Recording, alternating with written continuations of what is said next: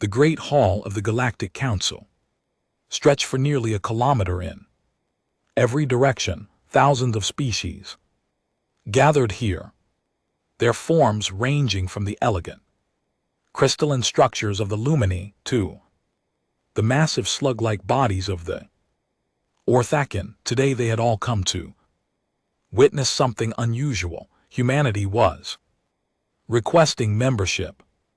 Ambassador Velshara stood at the central podium, her forearms gestured gracefully as she presented Earth's application. The holographic displays behind her showed images of human civilization, cities gleaming with lights, ships traveling between planets, technology that seemed impressive to younger species but outdated to the older council members. The humans of Earth seek to join our community, Velshara announced. Her voice carried across the chamber through translation devices. They have achieved faster than light travel. They have unified their world under a single government. They meet the basic requirements for membership. A low murmur rippled through the assembled delegates. Many species exchanged looks that ranged from curiosity to amusement. Humans were new. They were unknown, and from what the reports showed, they were shockingly violent. Council member Zixthorn rose from his seat. He was a Kravik, a species that had been part of the council for over 50,000 years. His scaled body gleamed under the chamber lights. If I may address the matter of human history, he said, his voice carrying a tone of barely concealed mockery. The displays changed. Now they showed Earth's wars, the trenches of the First World War, the atomic bombs falling on Hiroshima and Nagasaki, the burning cities of the Third World War. The numbers scrolled past. Millions dead, tens of millions, hundreds of millions across their violent history. These humans celebrate victories where millions of their own kind died. Zixthorn continued. They built weapons capable of destroying their entire planet. They nearly rendered their world uninhabitable multiple times, and they call this progress. Laughter echoed through the chamber, not cruel laughter, but the kind reserved for children who don't understand adult matters. To these ancient species, humanity looked like aggressive primitives playing with dangerous toys. In civilized warfare, Zixthorn explained, conflicts are resolved with minimal casualties, precise strikes on military targets only, acceptable losses measured in thousands, not millions. We have rules, protocols, and agreements that have kept galactic peace for 200,000 years. He gestured to the human delegation sitting in the visitor section. Admiral Victoria Chin sat among them, her military uniform crisp and formal. Her face remained neutral, but her fingers tapped a steady rhythm against her data pad, an old habit from her days commanding warships. I propose we accept the humans, Zixthorn said, and the chamber quieted. But not as full members. They can serve as guardians, enforcers for minor disputes. Their violent nature makes them suitable for such tasks. More murmurs of agreement now. The council had used guardian species before. Civilizations that were useful for their military strength but not refined enough for full diplomatic status. It was a practical solution. Ambassador Chen was called forward to respond. She walked to the podium with measured steps. Every eye in the chamber watched her, some with curiosity, others with pity for this primitive who didn't understand how the galaxy really worked. The United Earth government thanks the Counsel for this opportunity, Chen said. Her voice was calm and professional. We accept the guardian designation and look forward to proving ourselves worthy of full membership in time. She didn't argue. She didn't defend humanity's violent history. She simply accepted the council's judgment. This surprised many of the delegates. They expected protests or passionate speeches about human dignity. As Chen returned to her seat, she passed close to Velshara. The Cathani ambassador leaned in slightly. A word of advice, Admiral. The council values patience and protocol.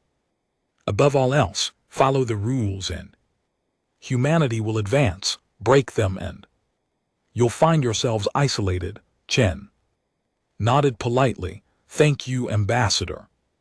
We understand the importance of rules. The vote was called. It was nearly unanimous. Humanity would join the Galactic Council as guardians.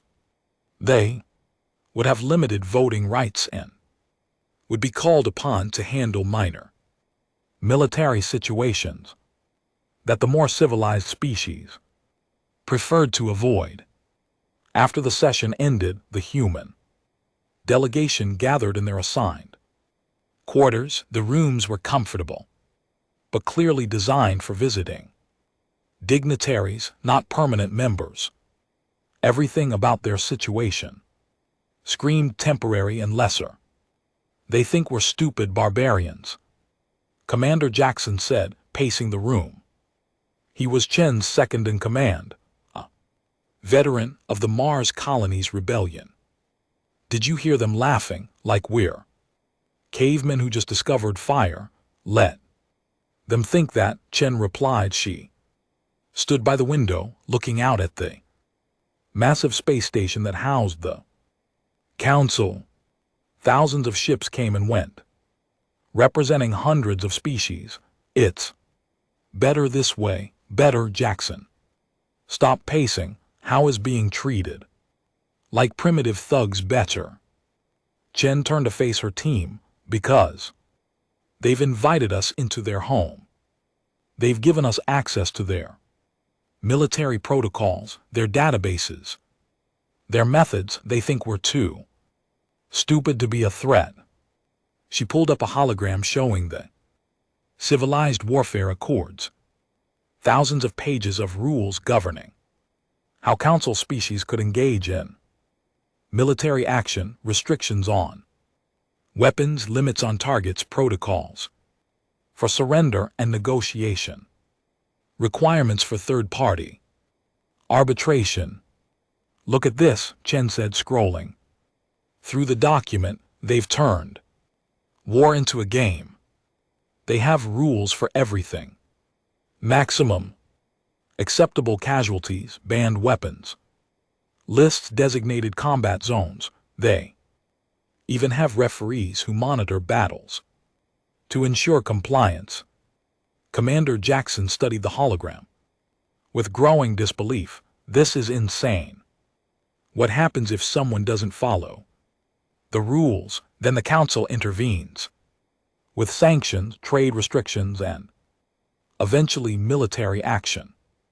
But everyone follows the rules because that's how it's been done for 200,000 years.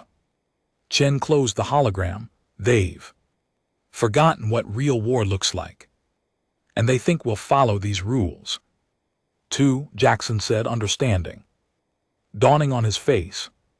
We will, Chen said firmly, until the moment comes when we can't, when following the rules means losing everything. That's when they'll learn the difference between civilized warfare and human warfare. The door chimed. Ambassador Velshara entered, her forearms carrying data tablets. Admiral Chen, I wanted to provide you with the Guardian operational guidelines. Your first assignment will likely be simple. Border dispute between two minor species, nothing dangerous. We're ready To serve, Chen assured her. After Velshara left, Jackson looked at his commander. Do you think it'll really come to that, a situation? We have to show them what we're capable of. Chen walked back to the window. Out in the darkness of space, she could see Earth in the distance, a small blue world that had survived countless wars, near extinctions, and self-inflicted catastrophes. A world that had learned the hardest lessons about survival. I hope not, she said quietly. I really hope not, because if it does come to that, if we have to show them what humanity does when survival is on the line.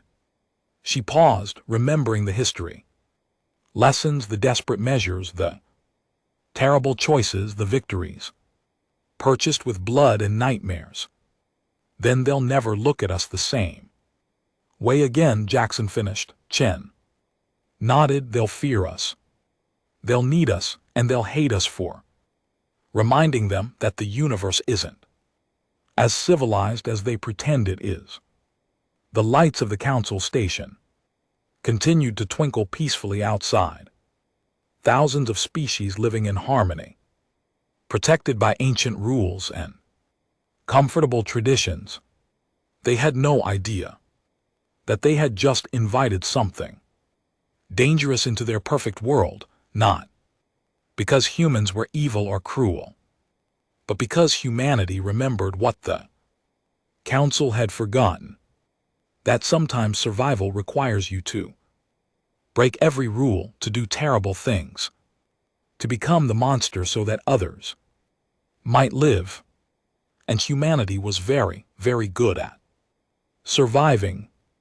The emergency alarm echoed through the council station at 300 hours, Galactic Standard Time. Admiral Chen woke instantly, years of military training bringing her to full alertness. Her communicator was already buzzing with incoming messages, all of them marked urgent. She reached the council chambers within minutes. The massive hall that had seemed so peaceful during her induction now pulsed with panic. Delegates shouted across the floor. Holographic displays showed scenes of destruction, and at the center of it all stood Keeper Isoldrin, the ancient council primarch, calling for order. The Velkari swarm has entered council space, Isoldrin announced, her voice cutting through the chaos. They have rejected all diplomatic communications. 3 colony worlds have gone silent in the past 6 hours. Chen pulled up the tactical displays on her personal device. The Velkari were a hive mind species from beyond the outer rim. According to the database, they had clashed with the council before, but those conflicts had always ended in negotiated settlements after limited military engagements. Ambassador Shara appeared beside Chen. This has happened before, she explained, reading Chen's confused expression. The Velkari expand periodically. We engage them according to the accords, demonstrate our military capability, and they withdraw. It's almost routine. Almost routine. Chen stared at the images of burning colonies. Those look like civilian settlements. The Velkari sometimes bend the rules, Velshara admitted. But once we respond with proportional force, they typically return to negotiations. The council voted quickly to authorize military action. The response force would be led by the Kravik Armada, veterans of dozens of council conflicts. They would engage the Velkari fleet at the designated combat zone near the Xerxes Nebula. Neutral observers would monitor the battle to ensure accord compliance. Everything by the book. Chen watched the Kravik fleet deploy. Hundreds of ships moving in perfect formation. Their tactics were beautiful, almost Artistic, they targeted only Valkyrie. Military vessels, they used approved weapons that created minimal collateral damage. They even broadcast warnings before each strike, giving the enemy time to evacuate damaged ships. The Valkyrie response was brutal. They ignored every rule. Their weapons tore through Council shields with horrifying efficiency. They targeted civilian evacuation ships. They used biological weapons banned for 50,000 years, and they didn't retreat. Within 2 weeks, the Valkyrie had destroyed 12 colony worlds. The death toll climbed into the millions. The Kravik Armada, following every protocol and regulation, found themselves overwhelmed by an enemy who fought without restraint.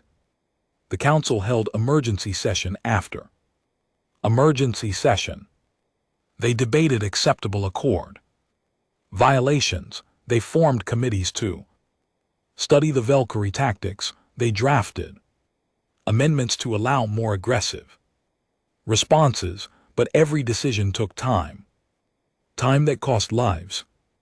We need to escalate our response, Commander Zixthorn argued during one heated session. Request permission to use Class B weapons, authorize strikes on Valkyrie industrial targets, expand the combat zone parameters. The debates continued. Each proposed change required Council approval. Each approval required majority votes. Each vote took days while the Valkyrie advanced deeper into Council space. Chen sat in the visitors' gallery, watching with growing frustration. Commander Jackson sat beside her, his jaw clenched tight. They're going to talk themselves to death, he muttered. No, Chen corrected. They're going to follow the rules to death. It's all they know. On the main display, new casualty reports appeared.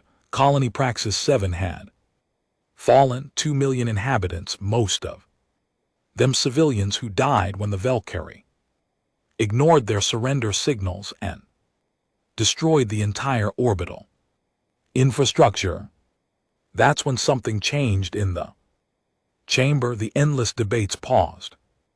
Delegates who had been arguing about proper protocols suddenly looked uncertain.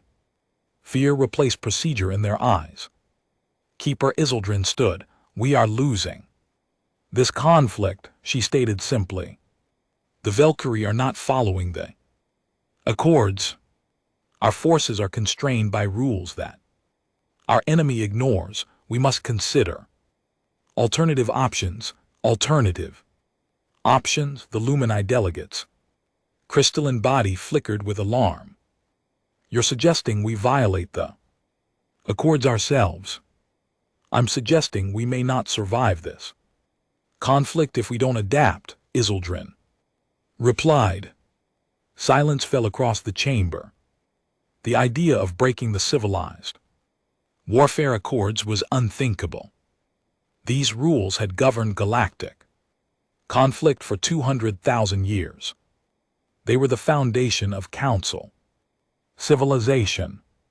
Chen saw her moment. She stood and requested permission to address the Council.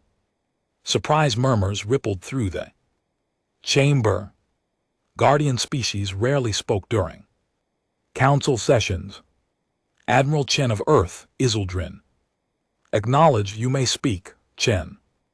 Walked to the central podium.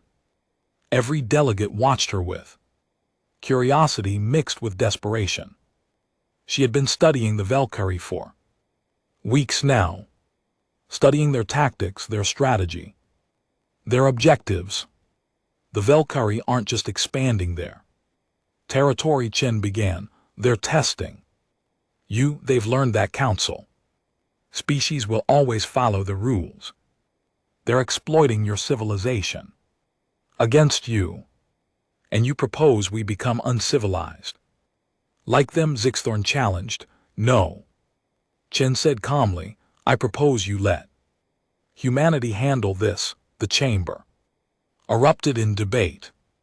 Let the primitive humans handle a major military crisis. It was absurd. It was desperate.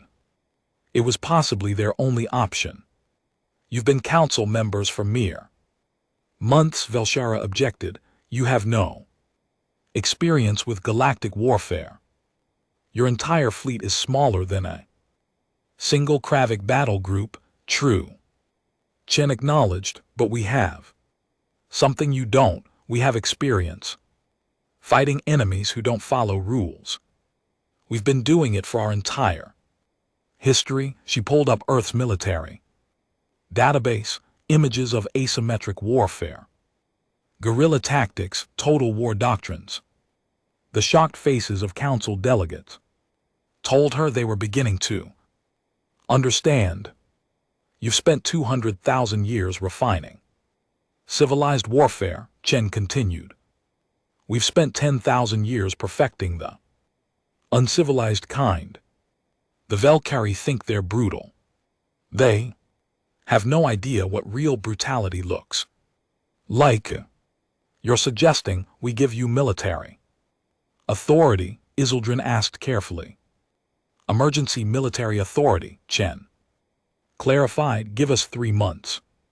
If we can't resolve the Velkari situation in that time, we'll return command to the council. The debate raged for hours. Finally, desperation won. The vote was closed, but it passed. Humanity would be given temporary command of council forces in the conflict zone. They would have access to military resources and intelligence, but there was one condition: you must follow the civilized warfare accords. Isildren stated firmly, we will not abandon 200,000 years of civilization because of one crisis. Chen looked at the Primarch. She thought about the millions already dead, the colonies burning, the enemy that respected no rules. She thought about what humanity would need to do to win this war. We'll resolve this situation, Chen promised efficiently. She didn't promise to follow the accords. And if Isildren noticed the omission, she chose not to comment. As the session ended, Chen returned to her quarters. Jackson was waiting with the rest of the human command staff. They actually gave us authority? He asked, disbelief clear in his voice. They're desperate, Chen replied. She pulled up tactical maps of the conflict zone. Get me everything on Velkari command. Structures, supply lines, and homeworld locations. Also, I want our entire fleet mobilized. Bring everything. Every ship, every weapon, every piece of technology we've been developing in secret. Are we really going to do this? Commander Singh asked quietly. Are we going to show them what we're capable of? Chen looked at her officers. These were veterans of Earth's bloodiest conflicts. They had fought in the AI wars. They had survived the Battle of Europa. They knew what was coming. The Velkari have killed millions of council citizens, Chen said. They'll kill millions more if we don't stop them. The council can't stop them because they're too civilized, too bound by rules, too afraid of becoming monsters. She activated the holographic display, showing Earth their small, violent survivor world. But we're not afraid of being monsters, she continued, because we've been monsters before. We know what it costs. We know what it takes, and we know how to win wars that can't be won by following rules. The orders went out. That night, the United Earth Fleet began moving toward the conflict zone. Ships equipped with weapons the Council had never seen, tactics drawn from humanity's darkest chapters, and a Commander who understood that sometimes, to save civilization, you had to be willing to destroy it. The Valkyrie were about to learn why humanity had nearly destroyed itself multiple times and still survived. The United Earth Fleet emerged from hyperspace at the edge of the conflict zone. 300 ships arranged in formations that made no sense to the Council observers. Embedded with them, traditional battle groups spread their forces evenly for maximum coverage. Human ships clustered in tight, aggressive patterns that seemed to ignore basic tactical doctrine. Observer Talana of the Lumini stood on the bridge of the UES terminus, Admiral Jen's flagship. Her crystalline form flickered with nervous energy as she watched the human crew work. They moved with efficient precision, but there was something unsettling about their calm. They acted like surgeons preparing for a routine operation, not soldiers heading into battle. Admiral Chen, Talana said, her voice translated through the standard communicator. I must remind you of the civilized warfare accords. All military actions must be proportional, targeted, and observer. Talana, Chen interrupted gently. I suggest you prepare yourself. What you're about to see won't resemble anything in your experience. The main display showed the tactical situation. Valkyrie forces controlled 17 systems. Their fleets numbered in the thousands. Council forces had pulled back to defensive positions, following proper protocols for strategic retreat. We'll engage the Valkyrie fleet at the Xerxes Nebula, Talana suggested. It's the designated combat zone, neutral. Arbiters are already in position. Chen shook her head. We're not engaging their fleet, but that's how warfare is conducted. Fleet engagements in neutral territory, observers monitoring for accords compliance, civilized combat. Civilized combat is why you're losing, Commander Jackson said from his station. The Valkyrie have 17 fleets spread across occupied systems. If we fight them one at a time in designated zones, this war will last years. Chen pulled up a new tactical display. It showed the entire Valkyrie strategic infrastructure supply routes. Highlighted in red, communication nodes. Pulsing yellow, industrial centers. Marked in orange and at the center, 3 massive hive clusters including their home world. We're not fighting their fleets, Chen explained. We're fighting their civilization. Talana's crystalline body flickered with alarm. You can't target civilian infrastructure. That's the first rule of the Accords. Military targets only. To do otherwise is effective, Chen finished coldly. The human fleet split into multiple task forces, small groups of ships each with specific objectives. Talana watched in growing horror as the plan unfolded. This wasn't warfare, this was systematic destruction. Task Force Alpha deployed thousands of autonomous hunter-killer drones. These machines were smaller than traditional fighters, nearly invisible to sensors. They didn't engage enemy fleets. Instead, they tracked individual Valkyrie ships through hyperspace, learning their routes and patterns. Task Force Beta seeded every major Valkyrie supply route with self-replicating mines, not the regulated, easily detected mines approved by the Accords. These were intelligent weapons that hid in asteroid fields and debris clouds, waiting for specific Valkyrie signatures. Before activating, Task Force Gamma did something that made Talana physically recoil. They hacked into the Valkyrie communication network. The hive mind species relied on quantum entangled nodes to coordinate across vast distances. The humans found vulnerabilities in those nodes and began injecting false data. This is illegal, Talana protested. Digital warfare against communication infrastructure violates 12 separate articles of the Accords. Then it's fortunate we never agreed to the Accords, Chen replied calmly. On her display, the Valkyrie military ships disappeared in the mine routes. Fleets received contradictory orders from their corrupted communication nodes. Hunter-killer drones eliminated isolated vessels before they could call for help. And through it all, the human fleet never engaged in a single direct battle.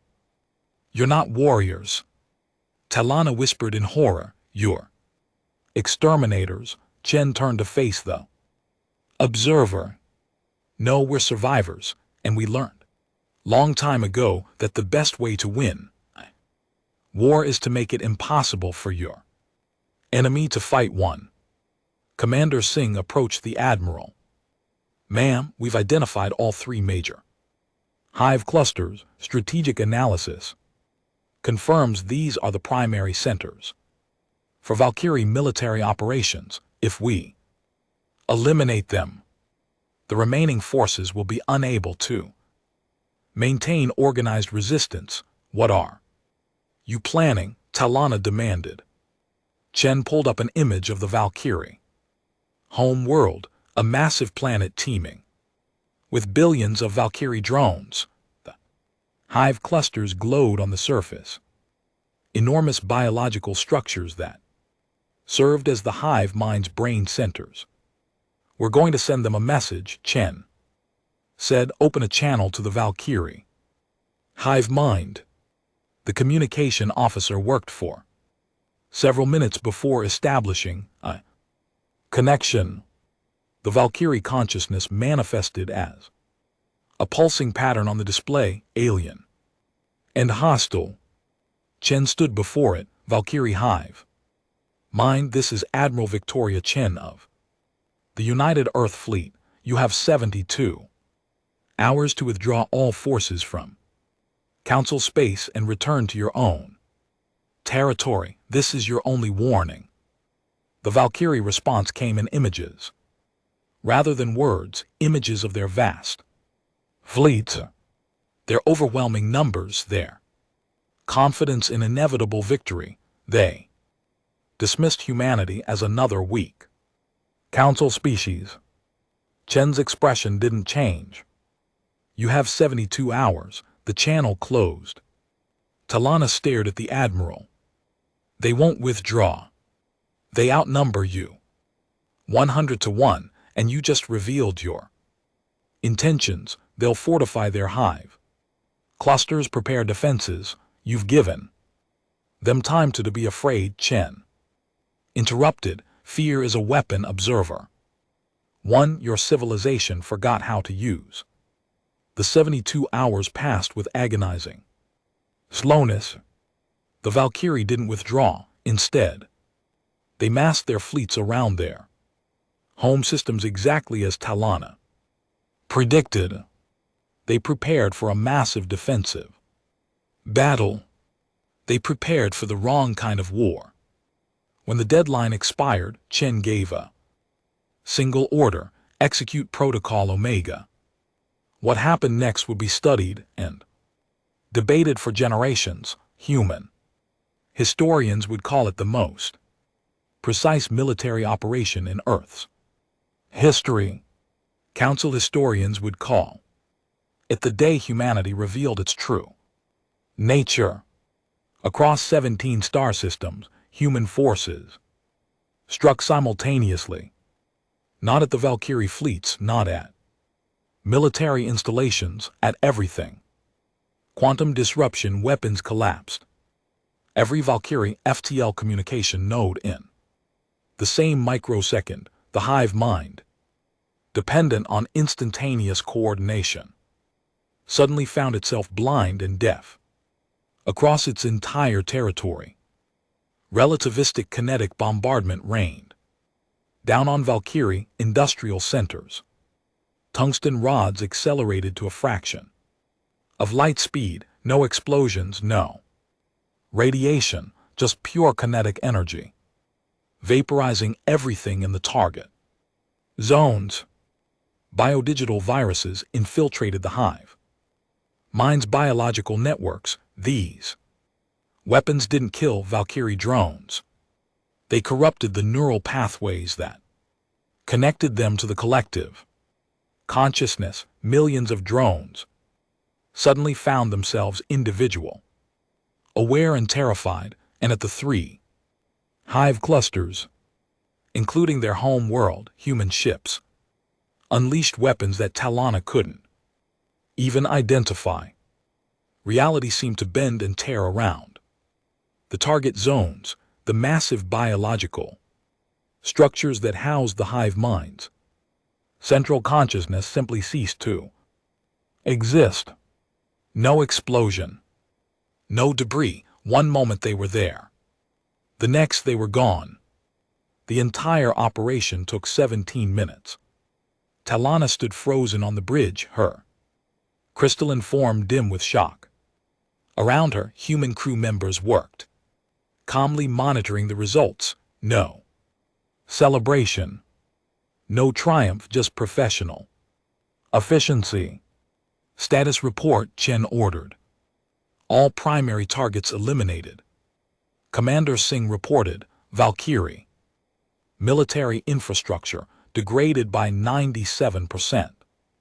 Remaining forces showing signs of complete disorganization. There, retreating on all fronts. Casualties on our side, 12 drones lost to unexpected debris fields. No human casualties.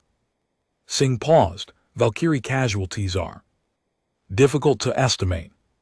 Conservative estimate puts it at 40% of their military capability. Unknown civilian casualties, 40% in 17 minutes. Talana felt her consciousness wavering. In council history, the bloodiest battle had resulted in 3% casualties over 6 months of fighting. What have you done? She whispered. Chen turned to face her. We ended the war. You've committed genocide, mass murder. You've violated every principle of civilized warfare. We eliminated a military threat, Chen corrected. The Valkyrie drones who survived are being freed from hive mind control. They'll have the chance to develop individual consciousness. The industrial centers we destroyed can be rebuilt. The communication networks can be restored. But they'll never threaten council space again. You didn't give them a chance to surrender. We gave them 72 hours, Chen said coldly. They chose not to take it. Talana sent immediate reports back to the council. Reports filled with horror and disbelief. The council had asked humanity to resolve the situation. They had no idea resolve meant obliterate. As the human fleet prepared to return to council space, Talana approached Admiral Chen one final time. How can you sleep at night, knowing what you've done? Chen was quiet for a long moment. I sleep knowing that millions of council citizens will go home to their families because we did what was necessary. I sleep knowing that we stopped an enemy that your rules couldn't touch. The Galactic Council chamber had never been so crowded. Every species sent representatives. Every delegate wanted to witness what many were calling the most important trial in galactic history. Humanity stood accused of crimes that shocked the civilized galaxy. Admiral Victoria Chen stood in the center of the chamber, surrounded by holographic displays showing the evidence, images of destroyed Valkyrie, Infrastructure, casualty estimates, weapon analysis, each piece of evidence more damning than the last. The charges were read by prosecutor Velthan, a Kravic legal expert who had spent 3 centuries studying the civilized warfare accords. His voice carried the weight of moral authority as he listed humanity's crimes, genocide against the Valkyrie species. He began the deliberate and systematic destruction of a sapient civilization. The humans eliminated 40% of Valkyrie military capability in 17 minutes. Billions of drones killed or permanently separated from the hive mind. Chen stood silently, her expression neutral. She had been ordered not to speak until it was her turn to present a defense, but her eyes tracked every accusation, every piece of evidence. Violation of 437 articles of the Civilized Warfare Accords. Velthan continued, targeting civilian infrastructure using banned weapons, including relativistic kinetic bombardment and biodigital warfare, refusing quarter to enemies, conducting warfare outside designated combat zones, refusing neutral arbitration. The list went on. Each violation was documented, analyzed, and presented to the council. The evidence was overwhelming. Humanity had broken every rule, ignored every protocol, rejected every principle of civilized warfare. And perhaps most disturbing, Velthan said, his voice dropping to emphasize the point, humanity showed no remorse, no hesitation. They executed their plan with cold efficiency, as if the destruction of an entire civilization was routine. Murmurs of agreement rippled through the chamber. Many delegates looked at the human contingent with fear and disgust. These weren't soldiers. They were monsters wearing civilized faces. The prosecution rests, Velthan concluded. We recommend immediate expulsion from the council, dismantling of human military capability, and permanent restrictions on human expansion. The galaxy cannot afford to have such dangerous primitives among civilized species. Silence fell. All eyes turned to the human delegation. According to council procedure, they now had the right to present their defense, but what defense could possibly justify such actions? Lead advocate Marcus Webb stood. He was human, but he had been born on a council colony world. He understood both cultures, and he understood that this trial wasn't really about rules and violations. It was about fear. Honored council members, Webb began, the prosecution has presented a compelling case. Humanity did violate the civilized warfare accords. We did target civilian infrastructure. We did use weapons that your civilization banned thousands of years ago. And we did it all with the efficiency and cold calculation of a species that has practiced warfare for its entire existence. The admission shocked the chamber. Delegates exchanged confused glances.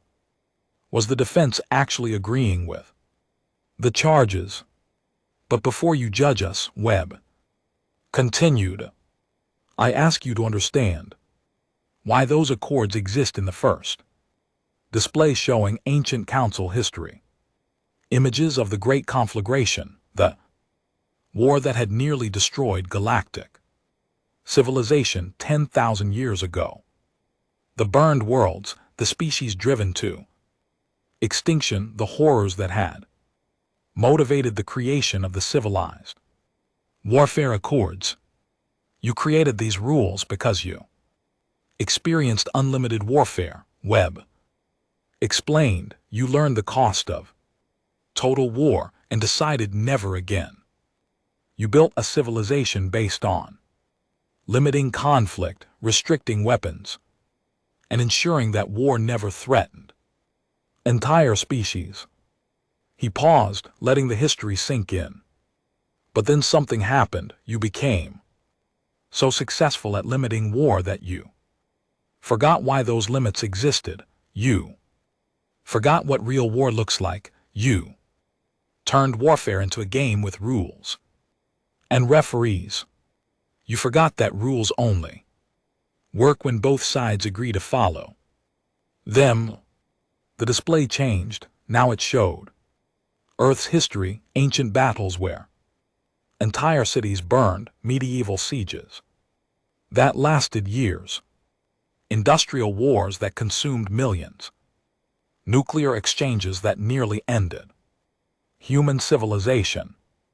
Humanity never forgot, Webb said, quietly, because we fought ourselves for 10,000 years.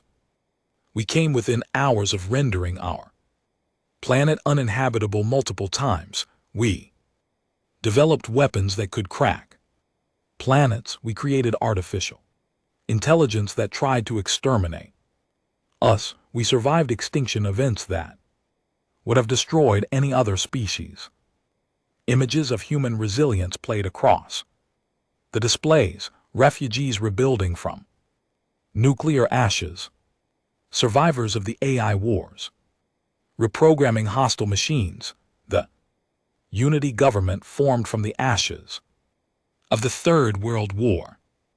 We survived because we learned something you never had to learn, Webb continued. When survival is at stake, there are no rules. There is only victory or extinction. Admiral Chen was called to testify. She walked to the central platform with measured steps, her military bearing perfect despite the weight of judgment upon her. Admiral Chen, Prosecutor Velthon, began. Did you know that your actions violated council law? Yes, Chen replied simply. Did you care? No. The blunt answer sent shockwaves through the chamber. No attempt at justification, no legal maneuvering, just honest admission. Why? Velthon demanded. Why didn't you care about laws that have governed galactic civilization for 200,000 years? Chen met his gaze steadily. Because following those laws meant losing, and losing meant the Valkyrie would continue killing millions of council citizens while you debated proper protocol. So you decided that human judgment was superior to council law. No, Chen said. I decided that survival was more important than legal compliance.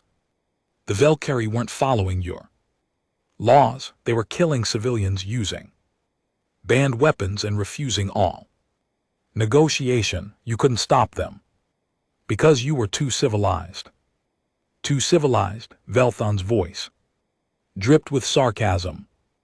You say that as if civilization is a weakness. It is, Chen replied. When your enemy has no civilization, when they're willing to do anything to win and you're bound by ancient rules, that's when civilization becomes a chain that drags you to defeat. She activated her own display showing the timeline of the Valkyrie conflict. Before humanity intervened, you lost 12 colony worlds, 2 million dead. The Kravik Armada, following every protocol, was being destroyed. Your committees debated while people died. Your arbiters monitored compliance while the enemy ignored every rule. The images shifted to show council military operations, beautiful formations, precise strikes on military targets only, warnings given before each attack, everything by the book. You fought a civilized war against an uncivilized enemy, Chen said, and you We're losing. So you asked us to help. You knew we were violent. You knew we were primitive. You just didn't realize that our violence was exactly what you needed. What we needed was compliance with our laws. Velthun objected. No, Chin corrected. What you needed was someone willing to break those laws to save your people. Someone who remembered that war isn't a game with rules, it's survival with consequences. She pulled up the final display, the casualty figures post-human intervention after we ended the Valkyrie threat. How many council citizens died? 0. How many colonies fell? 0. How long did the war last? 72 hours. After our ultimatum, we saved millions of lives by being willing to do what you couldn't. Webb returned to the floor for closing arguments. Honored Council, humanity stands accused of being uncivilized, of being violent, of being dangerous. And we admit to all of it. We are dangerous, we are violent, and yes, by your standards, we are uncivilized. He looked around the chamber at the assembled delegates, but ask yourselves this: when the Valkyrie came for you, when they broke your laws and killed your people, when your civilization's greatest strength became your greatest weakness, who did you call? Who did you beg to save you? Silence answered him. You called the violent primitives. Webb said softly. You called the humans because deep down you knew that sometimes civilization needs monsters to protect it. Sometimes the only way to preserve peace is to be willing to wage total war. Sometimes the only way to save lives is to be willing to take them without hesitation or remorse.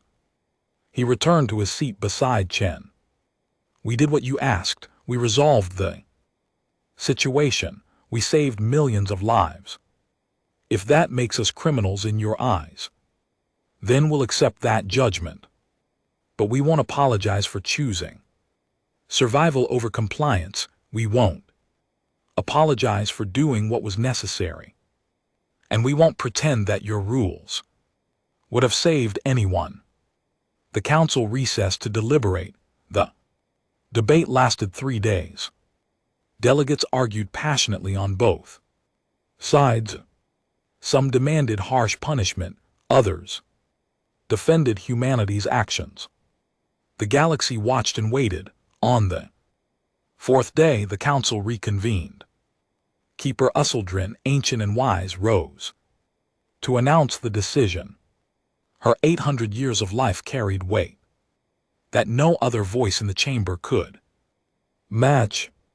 The council has reached a verdict, she said, her voice echoing through the silent chamber. But before we announce it, I must speak as one who remembers the great conflagration. The verdict echoed through the chamber like thunder. Not guilty. The words seemed impossible after days of testimony detailing humanity's violations. Yet Keeper Usseldrin stood firm, her ancient eyes surveying the shocked delegates.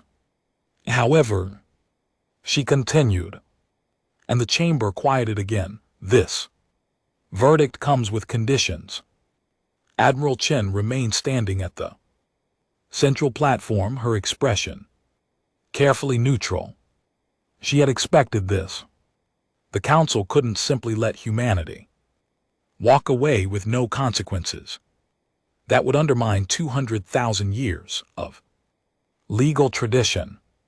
Humanity will be designated as the council's final option, Usseldrin explained. You will be deployed only when existential threats emerge that cannot be resolved through civilized means.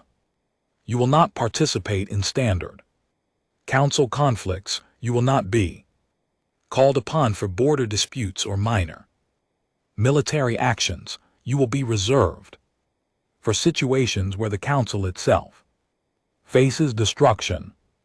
Commander Zickthorn rose from his seat, his scaled features twisted with displeasure. You're making them our executioners, our monsters on a leash. Yes, Usseldrin agreed simply because sometimes monsters are necessary.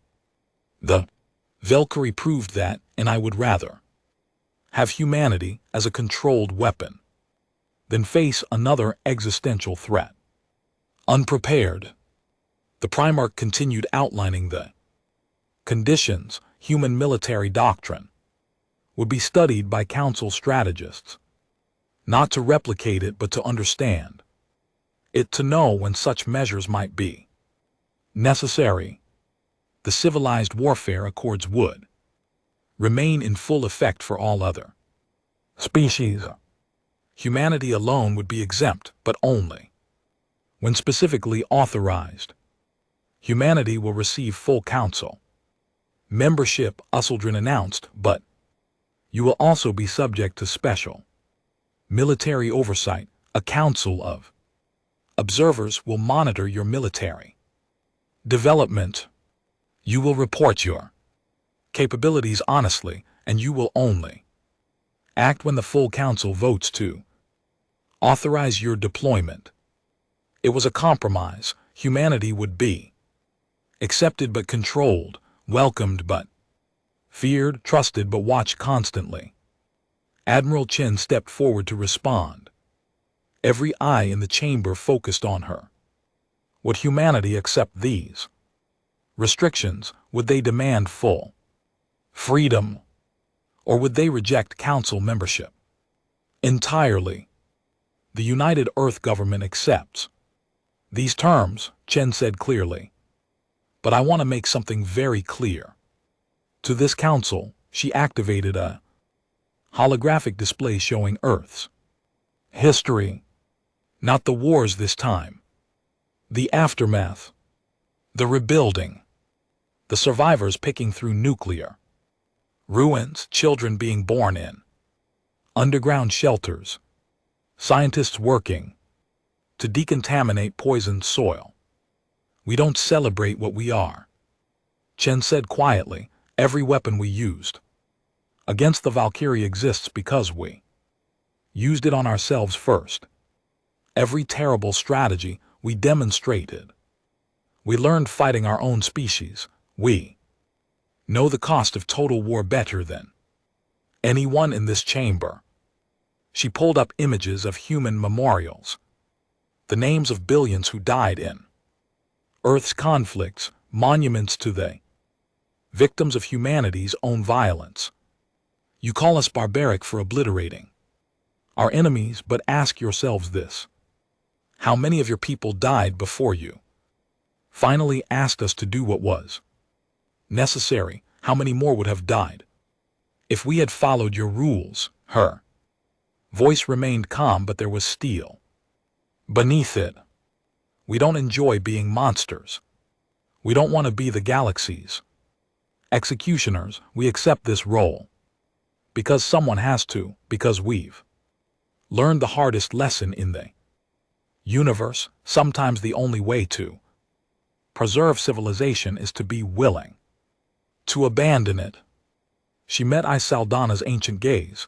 We'll serve as your final option. We'll be the monsters you need when all else fails. But understand this, every time you call us, every time you ask us to unleash what we're capable of, we'll remember. We'll remember that your civilization was built on rules you couldn't break, even when breaking them was necessary. And we'll carry that burden so you don't have to. The chamber remained silent as Chen returned to her seat. The vote was called. Humanity's new status as final option and full council members was approved by a narrow margin. Fear won over principle. Pragmatism defeated ideology. As the session ended, delegates filed out in small groups, whispering among themselves. Some were relieved, others were Horrified, all were changed by what they had witnessed. Ambassador Velshera approached Chen in the corridor outside the chambers. Her forearms gestured uncertainty. Admiral, I don't know whether to think. You or fear you. Both, Chen replied honestly. That's probably the right response. Will you really only act when authorized, or will you take matters into your own hands if you think the Council is making a mistake? Chen considered the question carefully. We'll follow the rules we agreed to. Unless following those rules means watching millions die, then she paused. Then we'll break them and face the consequences, just like we did with the Valkyrie. Velshera's crystalline eyes flickered. With understanding, you're saying we can't truly control you. No one can control humanity, Chen said. Not even ourselves. We've been trying for 10,000 years, but we can choose to restrain ourselves. We can choose to only break our chains when survival demands it. That's the best we can offer. The years passed. Galactic Council settled into a new normal. The civilized warfare accords remained in effect. Minor conflicts still occurred, resolved according to ancient protocols, but something had changed in the galaxy's consciousness. Every council vessel now carried a small black box in a secure location. Inside was a communication device linked directly to Earth's military command. No paperwork, no committee approval needed. Just a simple activation code that any captain could use in a true emergency.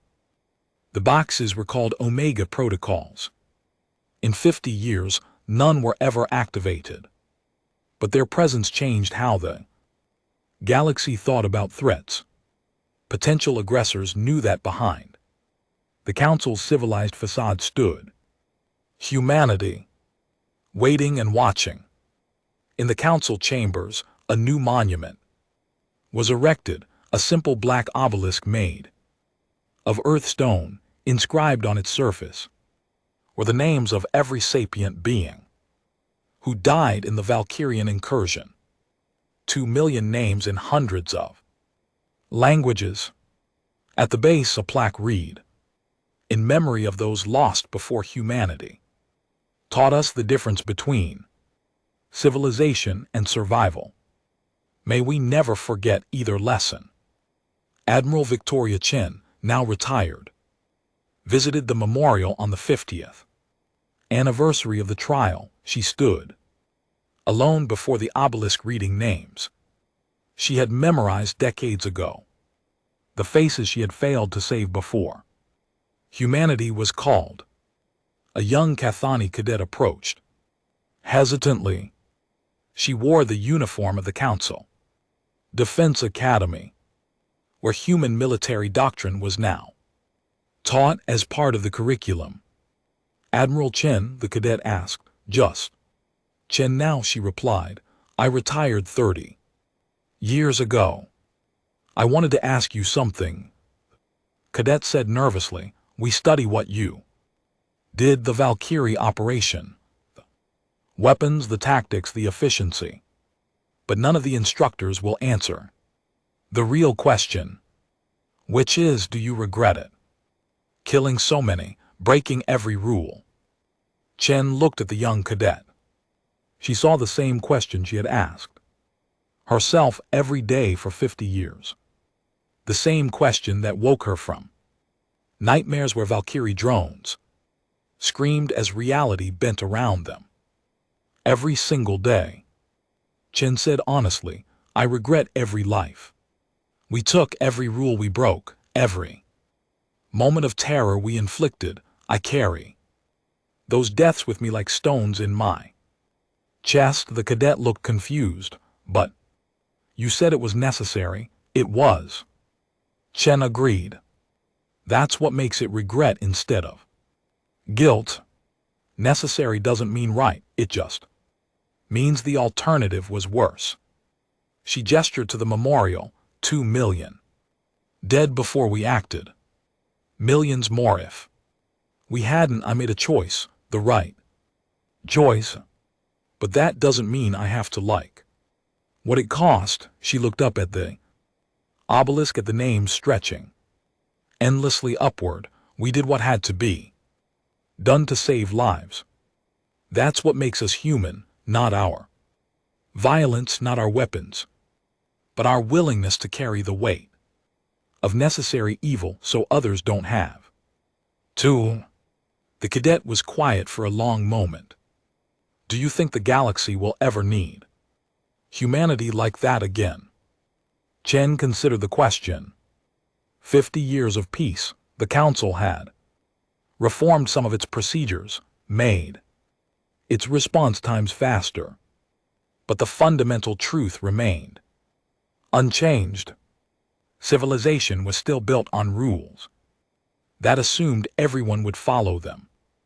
I hope not, Chen said finally. I really hope not.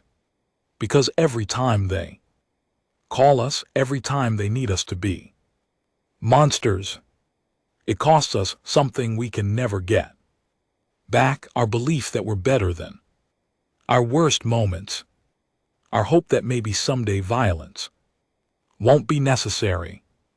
She turned to leave, then paused. But if they do need us again, we'll answer. That's the burden we accepted, the price of being humanity. Years later, in a small apartment on Earth, Chen sat before a window looking out at a peaceful city. Her grandchildren played in the next room. The sounds of their laughter drifted through the quiet space. On her desk sat a small communication device, inactive for decades, connected to every Omega Protocol box in Council space. If it ever activated, she would know. The galaxy would be calling its monsters again. She hoped it would stay silent. Every morning she checked it, half dreading, half expecting the activation signal. Every night she went to sleep grateful for another day of peace, because she knew the truth that the Council was still learning. Peace wasn't natural. It wasn't the default state of the universe. Peace was maintained by the threat of war.